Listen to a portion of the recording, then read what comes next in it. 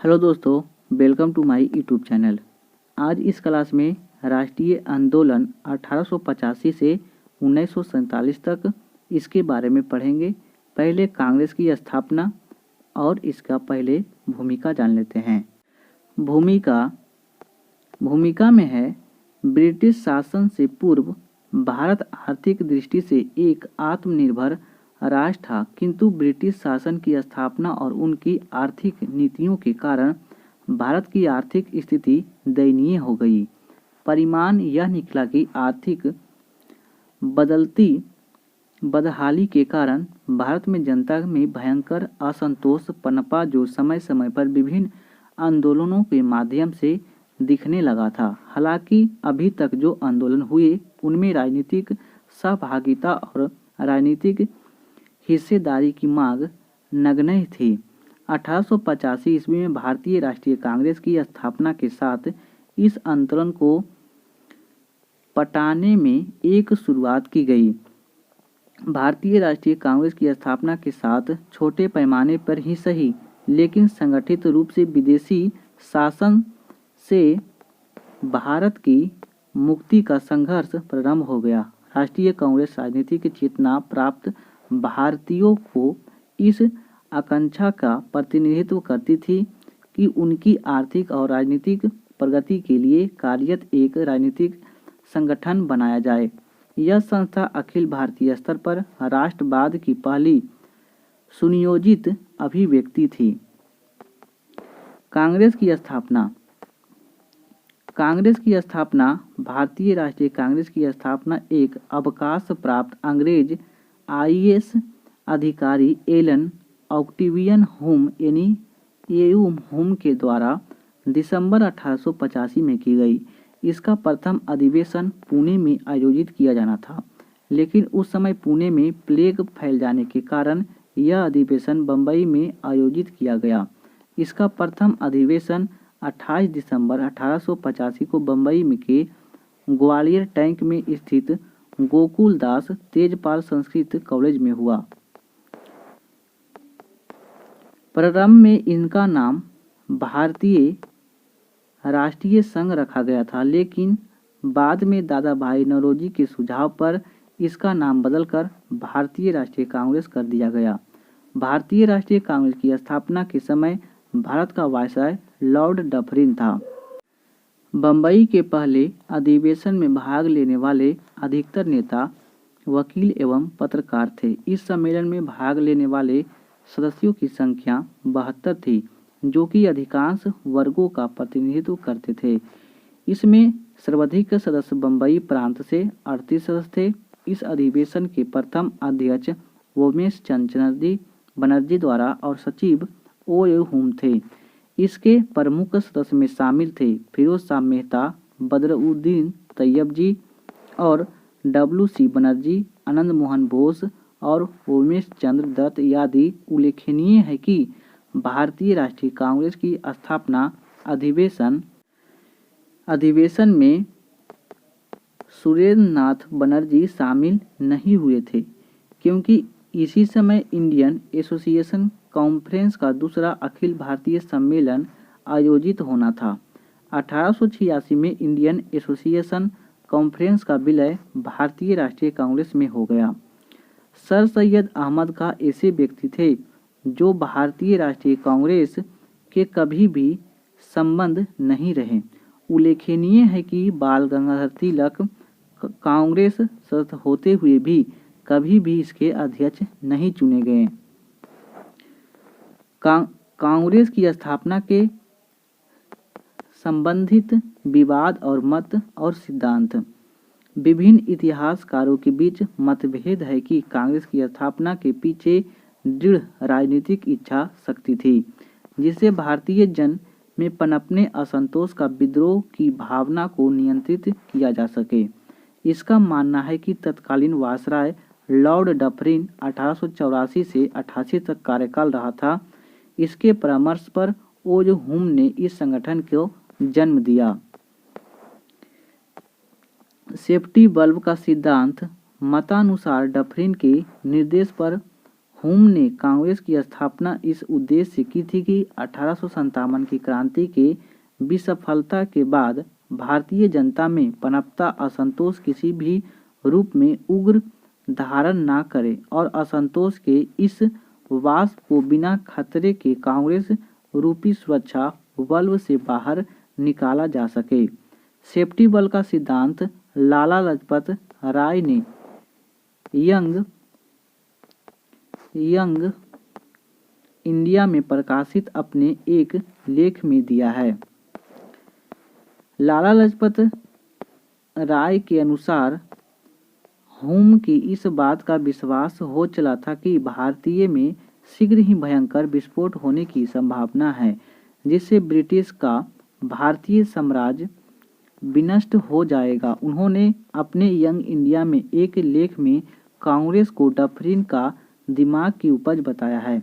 इसके बाद अपनी बात आगे बढ़ाते हुए उन्होंने लिखा था कि कांग्रेस की स्थापना का उद्देश्य राजनीतिक आज़ादी हासिल करने से कहीं ज़्यादा था कि उस समय ब्रिटिश साम्राज्य पर आसन्न खतरे से उसे बचाया जा सके। कांग्रेस के लिए ब्रिटिश साम्राज्य के हित पहले स्थान थे और भारत के हित दूसरे स्थान पर। कोई यह नहीं कह सकता कि कांग्रेस अपने इस आदर्श अंग्रेजी साम्राज्य के प्रति निष्ठा के प्रति ईमानदार नहीं रही। सेफ्टी बल्ब के सिद्धांत के अनुसार प्रत्याचूर में कांग्रेस के प्रारंभिक नेताओं ने कांग्रेस के संस्थापक ओ हुम का त्वरित चालक के रूप में प्रयोग किया। कांग्रेस से संबंधित विशेष टिप्पणी, जैसे वकीम चंद चटर्जी ने कहा है, कांग्रेस के लोग पदों के भूखे हैं। सर सैयद अहमद खान ने कहा है, कांग्रेस आंदोलन ना तो लोगों द्वारा प्रेरित था और ना ही उनके द्वारा सोचा या योजनाबद्ध किया गया था। अश्वनी कुमार दत्त ने कहा है, कांग्रेस सम्मेलन 3 दिन का तमाशा है। डफरिन ने कहा है, यह जनता के उस अल्पसंख्यक वर्ग का प्रतिनिधित्व करती है जिसकी संस्था सूक्ष्म है।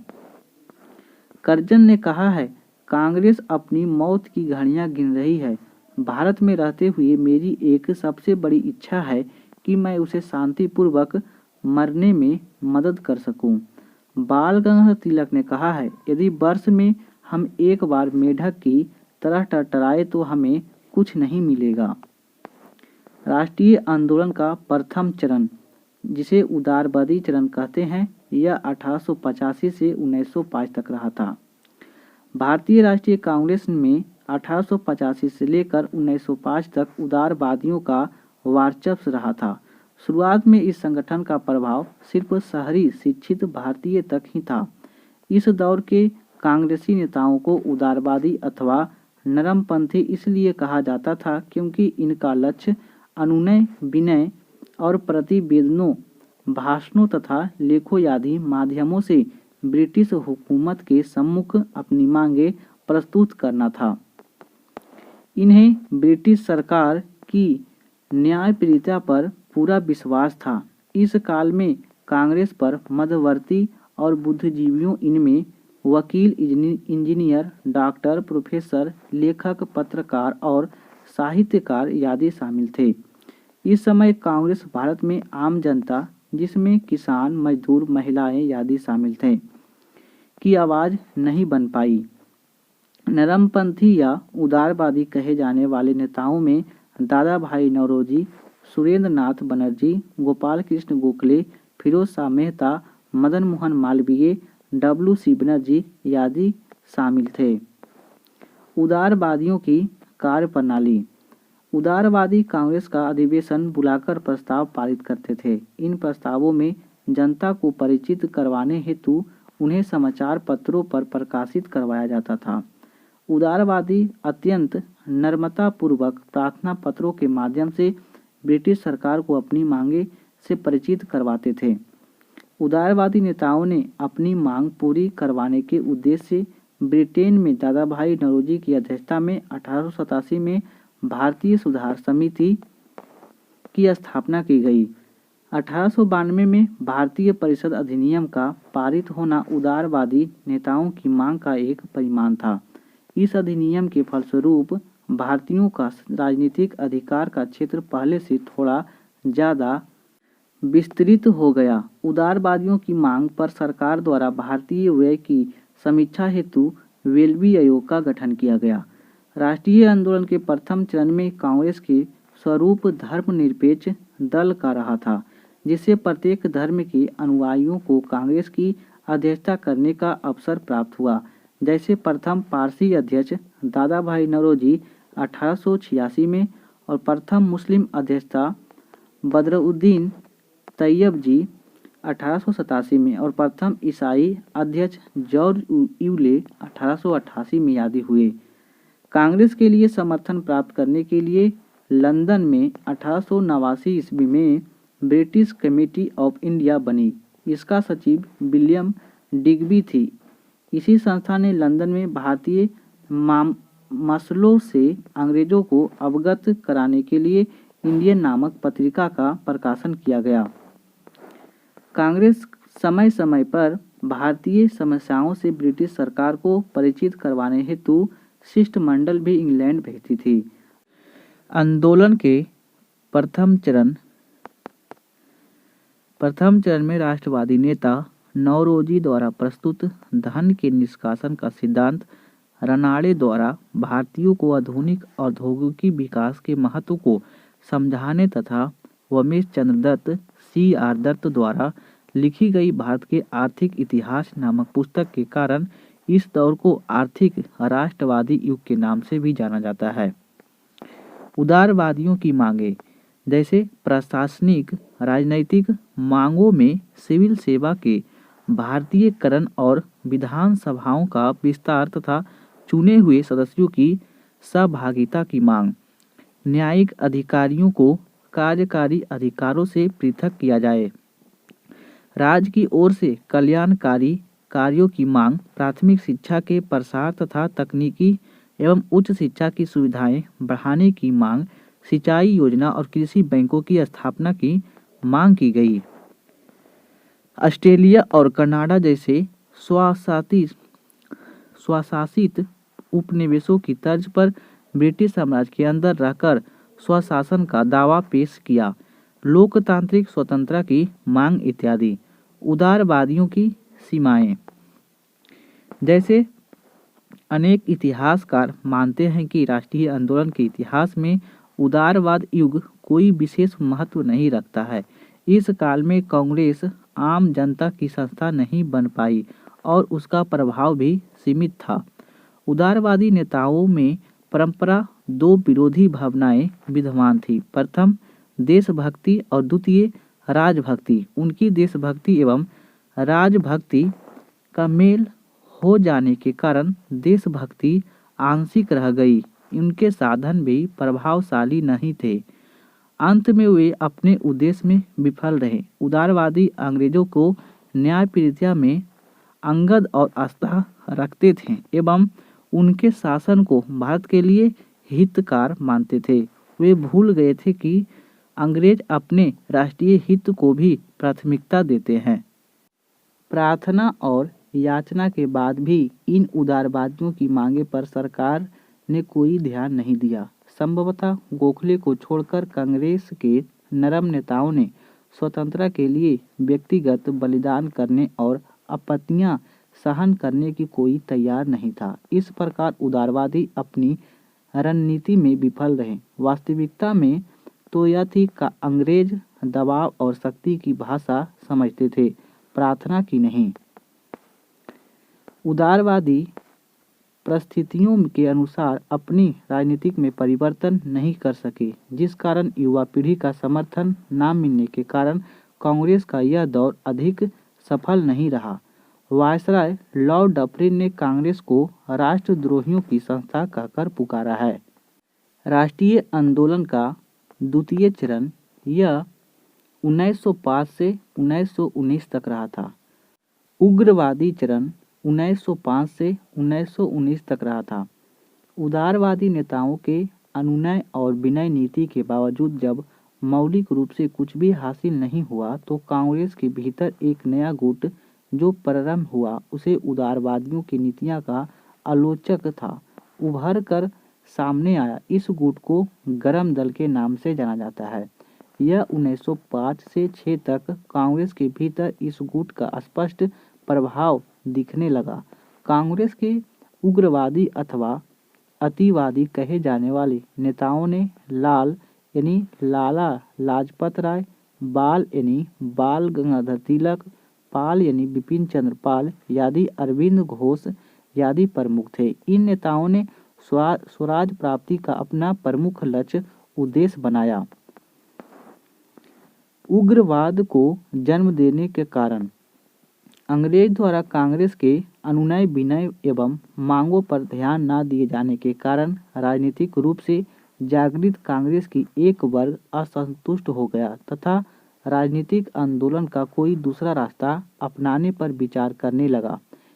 इनका विश्वास था कि स्वशासन की भारत के विकास और आत्मनिर्भरता का मार्ग प्रशस्त कर सकता है।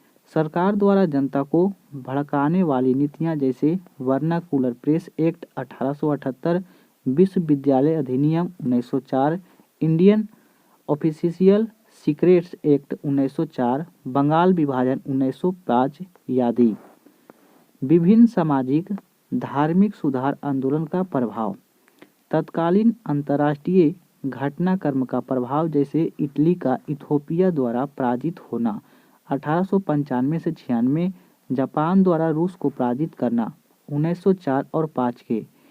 इसके अलावा आयरलैंड, चीन, तुर्की आदि में होने वाले जनवादी आंदोलन, इससे भारतीय युवाओं के मन में बैठी यूरोपीय अपारगता का मिथक टूट गया। 1896 से 1900 के बीच भयंकर अकाल के बाद दूसरी दिल्ली दरबार 1903 में आयोजन, जिसमें भारी भव्य किया गया।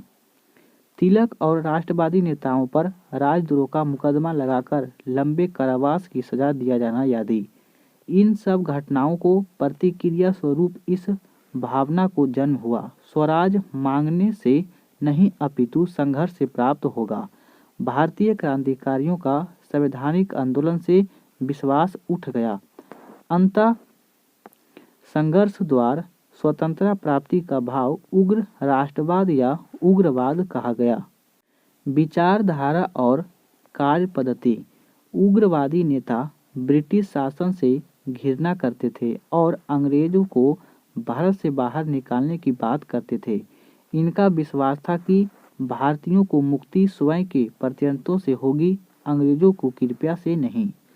इसी क्रम में तिलक ने कहा कि स्वराज मेरा जन्मसिद्ध अधिकार है और मैं इसे लेकर रहूंगा। उग्रवादियों ने अपने लक्ष्य की प्राप्ति के लिए विदेशी वस्तुओं का बहिष्कार एवं स्वदेशी अपनाने पर बल दिया, तो साथ ही राष्ट्रीय शिक्षा पर भी बल दिया गया। उग्रवादी प्रार्थना पत्र और समरण पत्र जैसे साधनों का विश्वास नहीं रखते थे। अंततः ऐसा करने वाले उदारवादी राजनीति को उन्होंने राजनीतिक भिक्षावृत्ति की संज्ञा दी। दरअसल उग्रवादी नवीन राजनीतिक साधनों जैसे हड़ताल, बहिष्कार, प्रदर्शन आदि जन आधारित कार्यक्रमों के प्रयोग पर बल दे रहे थे। आंदोलन को प्रभावी बनाने के लिए राष्ट्रीय शिक्षा योजना के तहत सर गुरुदास बनर्जी ने बंगाल राष्ट्रीय शिक्षा परिषद बनाई। इसी समय पंजाब के DAV आंदोलन भी तेजी से फैला। उग्रवादियों ने ग्राम सफाई, प्रतिबंधक पुलिस कार्य, मेलों का आयोजन आदि किए गए और विभिन्न सहकारी संगठन और स्वयं सेवा संस्थाएं, गुप्त संगठन आदि स्थापित किए गए। उग्रवादियों की सीमाएं। उग्रवादी नेताओं ने धार्मिक और प्रतीकों को पर बल दिया। जैसे तिलक ने शिवाजी महोत्सव, गणेश महोत्सव की बात की, फलतः सांप्रदायिकता को बढ़ावा मिला। उदारवादियों के साथ वैचारिक संघर्ष से 1907 में सूरत के कांग्रेस का विभाजन हो गया। परिणाम स्वरूप राष्ट्रीय आंदोलन कमजोर हुआ और ब्रिटिश सरकार को आंदोलन के दमन का अवसर मिल गया। बंगाल विभाजन 1905 में गवर्नर जनरल लॉर्ड कर्जन के काल में 1899 से 1905 में भारत में ब्रिटिश साम्राज्यवाद का उच्चतम बिंदु था। इसके विभिन्न प्रशासनिक कार्यों में सर्वाधिक विविधता कार्य बंगाल विभाजन रहा, जो राष्ट्रवाद पर किया गया प्रच्छन्न प्रहार था। तत्कालीन बंगाल प्रेसिडेंसी बंगाल, बिहार, उड़ीसा शामिल थे। अंग्रेजों ने बंगाल विभाजन का मुख्य कारण प्रशासनिक असुविधा बताया। वास्तविक रूप से बंगाल विभाजन का कारण बंगाल में उत्पन्न राष्ट्रीय चेतना को नष्ट करना था। यह विभाजन धार्मिक आधार पर किया गया।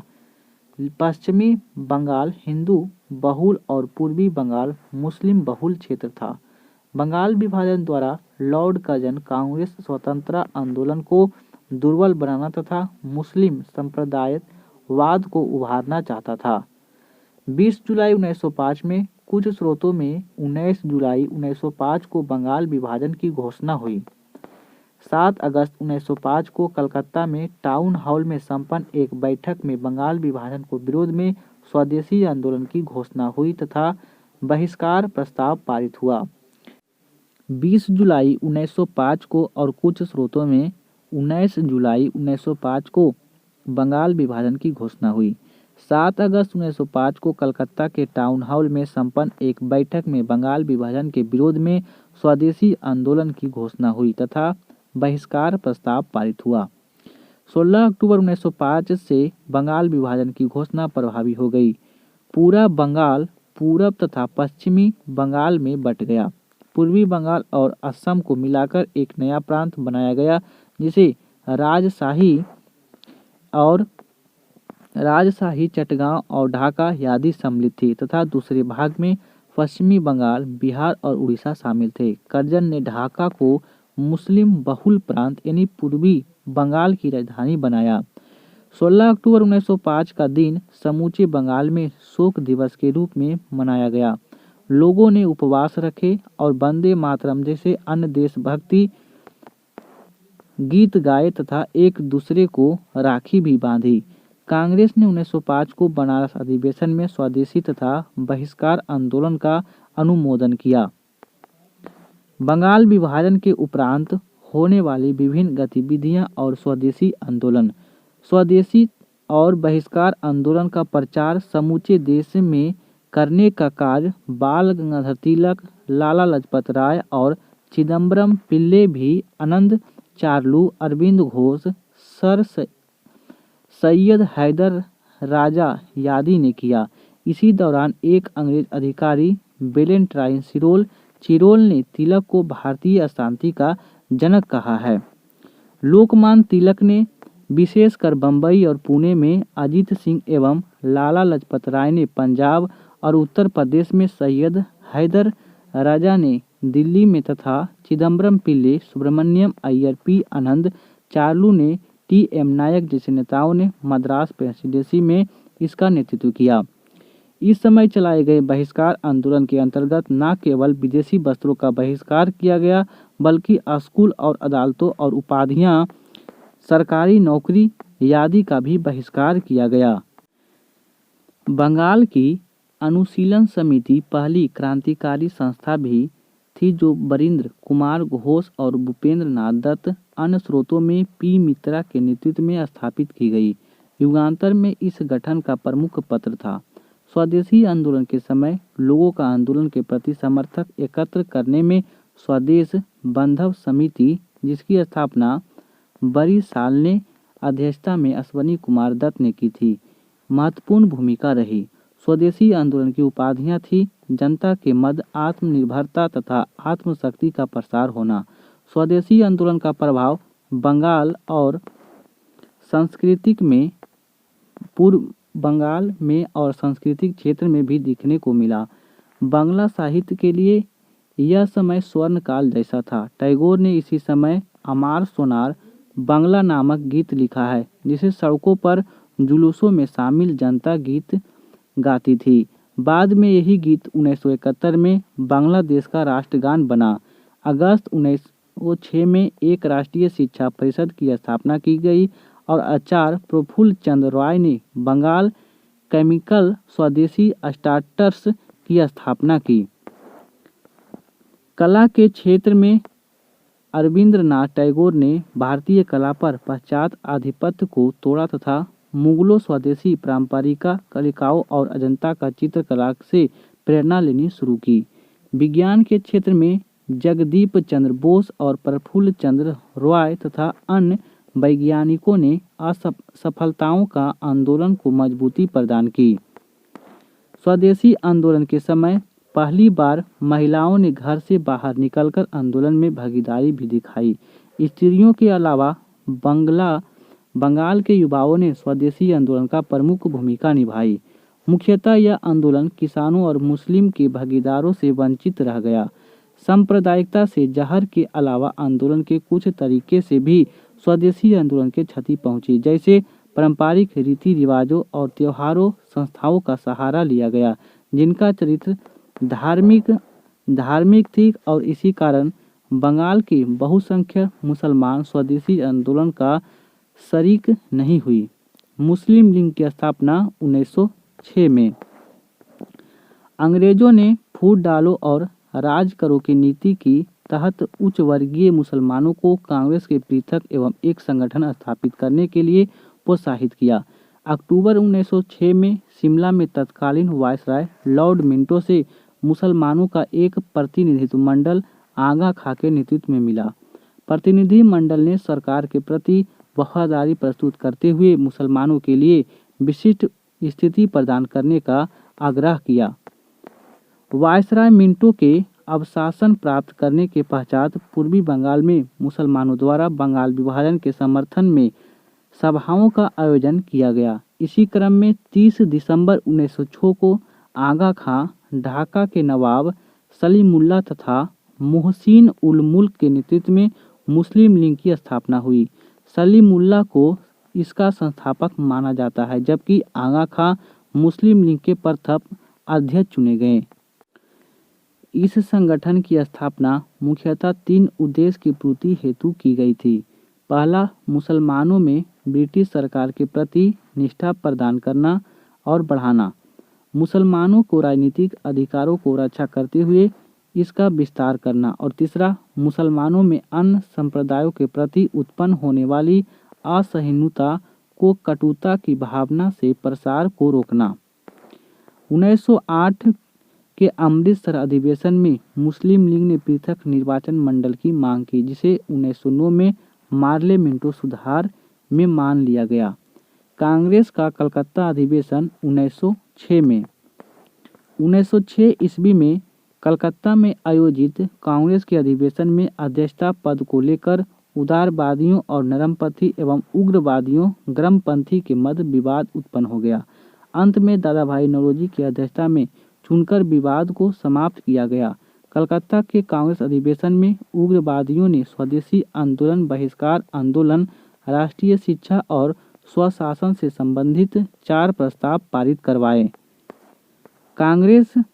राष्ट्रीय कांग्रेस के इस अधिवेशन में दादा भाई नौरोजी ने स्वराज की मांग प्रस्तुत किया। सूरत विभाजन 1907 में सूरत में आयोजित कांग्रेस के वार्षिक अधिवेशन में उदारवादियों की और उग्रवादियों के अध्यक्ष पद के लेकर पुनः विवाद शुरू हो गया।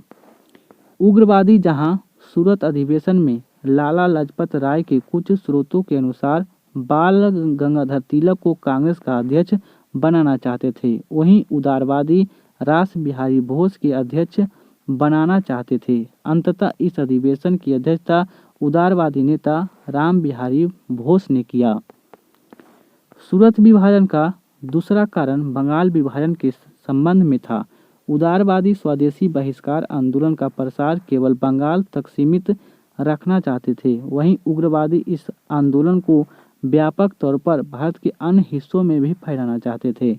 तीसरा कारण भारत में 1905 में आए प्रिंस ऑफ वेल्स के स्वागत समारोह को लेकर था। उग्रवादियों ने इसका विरोध किया। एक अन्य कारण अधिवेशन के स्थान को लेकर भी था, जहां उग्रवादी चाहते थे 1907 में वार्षिक अधिवेशन नागपुर में हो, वहीं उदारवादी चाहते थे 1907 का अधिवेशन सूरत में हो। इन विवादों को परिणाम स्वरूप दोनों दल में मतभेद उभरकर सामने आए और अंततः सूरत में कांग्रेस का पहला विभाजन हुआ। अप्रैल 1908 में इलाहाबाद में एक सम्मेलन आयोजित किया गया जिसमें कांग्रेस हेतु एक नवीन संविधान और नियमावली तैयार की गई। इस नवीन संविधान को 1908 में मद्रास अधिवेशन में अनुमोदित किया गया। दिल्ली दरबार का आयोजन 1911 में 12 दिसंबर 1911 को दिल्ली में इंग्लैंड के सम्राट जॉर्ज प्रथम एवं महारानी मैरी के स्वागत में दिल्ली दरबार का आयोजन किया गया। इस समय भारत का वायसराय लॉर्ड हैंडिंग था। इसी आयोजन में 1905 में हुए बंगाल विभाजन को रद्द किया गया। साथ ही कलकत्ता की जगह दिल्ली को भारत की राजधानी घोषित किया गया। बंगाल विभाजन को रद्द करने के उपरांत उड़ीसा और बिहार को बंगाल से पृथक कर दिया गया। असम को सिलहट को मिलाकर एक पृथक प्रांत के रूप में गठन किया गया। दिल्ली दरबार ब्रिटिश औपनिवेशिक शासन के दौरान 3 बार राजकीय दरबार दिल्ली दरबार का आयोजन किया गया, जिसका विवरण निम्नवत है। प्रथम दिल्ली दरबार लॉर्ड लिटन के कार्यकाल में सन 1877 में प्रथम दिल्ली दरबार का आयोजन किया गया। इसमें इंग्लैंड के महारानी विक्टोरिया को भारत की सामग्री घोषित करने के साथ ही उन्हें केसरे हिंद की उपाधि दी गई। इसी समय दक्षिण भारत में भयंकर अकाल पड़ा, जिसमें हजारों व्यक्तियों को अपनी जान से हाथ धोना पड़ा था। वहीं दूसरी ओर लॉर्ड लिटन द्वारा इस दरबार को आयोजित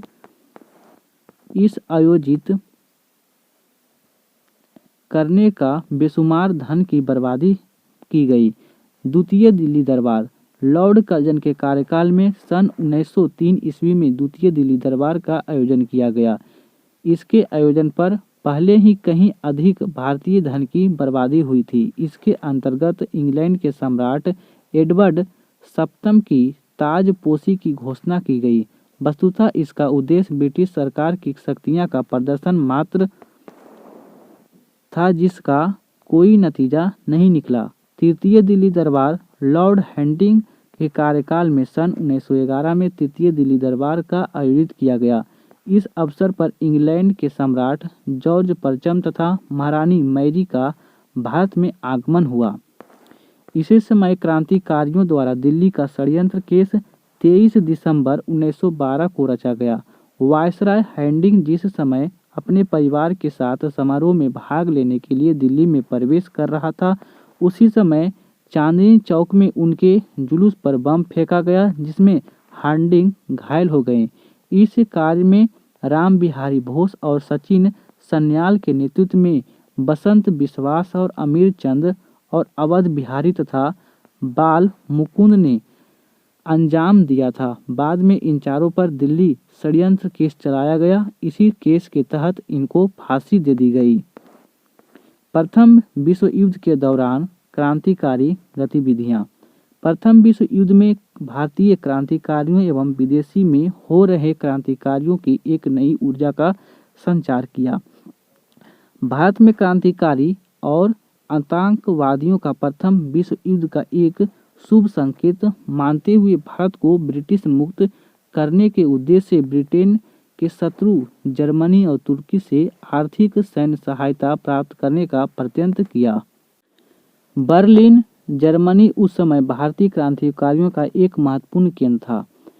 वीरेंद्रनाथ चट्टोपाध्याय 1909 में बाद में बर्लिन से ही अपनी क्रांतिकारी गतिविधियों को जारी रखा। प्रथम विश्व युद्ध आरंभ होने के बाद लाला हरदयाल ने अपने साथियों के सहयोग से बर्लिन में भारतीय स्वतंत्रता समिति का गठन किया। इसका उद्देश्य विदेशी में हो रहे भारतीयों को भारत में स्वतंत्रता के लिए प्रति प्रेरणा करना था।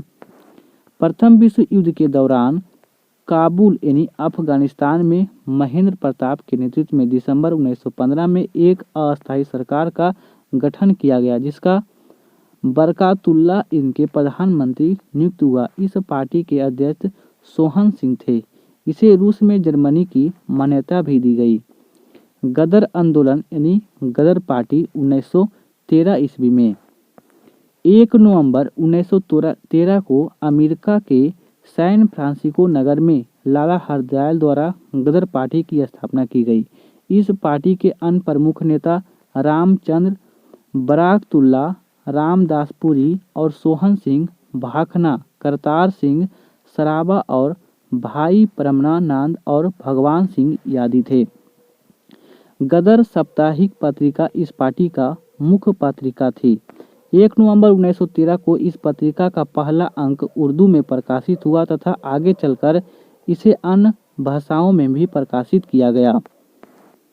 इनके कार्यकर्ताओं ने मुख्यतः पंजाब में किसान एवं भूतपूर्व सैनिक थे जो कि रोजगार के तलाश में कनाडा एवं अमेरिका के विभिन्न भागों में बसे हुए थे। गदर पार्टी अन्य संस्थाओं से भिन्न थी क्योंकि इनमें स्वतंत्रता प्राप्ति के लिए गुरिल्ला युद्ध तकनीकी का प्रयोग किया गया।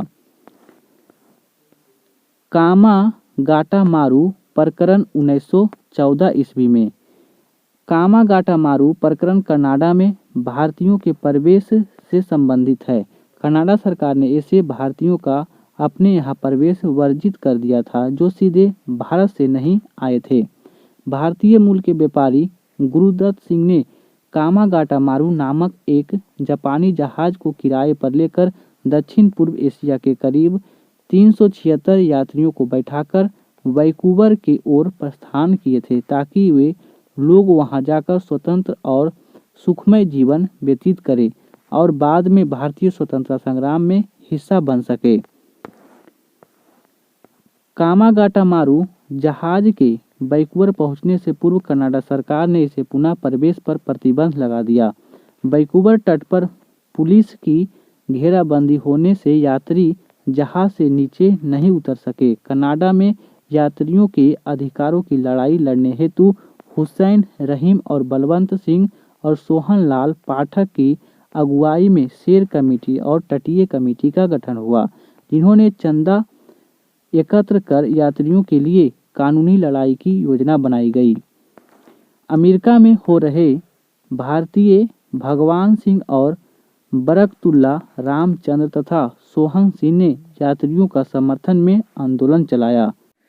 कनाडा सरकार के सख्त रवैये के कारण कामागाटा मारू जहाज को वैंकूवर के जल सीमा को छोड़ना पड़ा। अंग्रेजों ने जहाज को सीधे कलकत्ता लाने का आदेश दिया। कामागाटा मारू जहाज के कलकत्ता पहुंचने से कुछ यात्रियों और पुलिस के मध्य झड़पें हुई, जिसके करीब 18 यात्री मारे गए और शेष यात्रियों को जेल में डाल दिया गया। इस आंदोलन से ज़्यादातर नेता कार्यकर्ता सिख थे। इसके बावजूद इस आंदोलन का चरित्र स्वरूप धर्मनिरपेक्ष ही बना रहा। इस आंदोलन के महत्वपूर्ण उपलब्धि यह भी रही कि उनके क्रांतिकारियों के अंतर्गत राष्ट्रीय दृष्टिकोण अपनाने के लिए प्रेरित किया गया।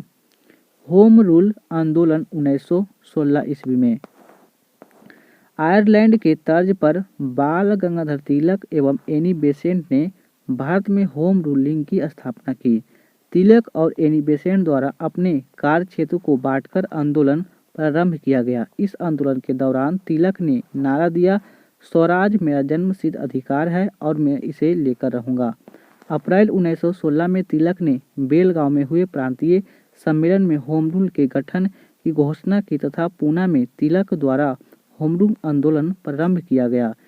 इनका कार्यक्षेत्र कर्नाटक, महाराष्ट्र और बम्बई को छोड़कर मध्य प्रांत में बरार था।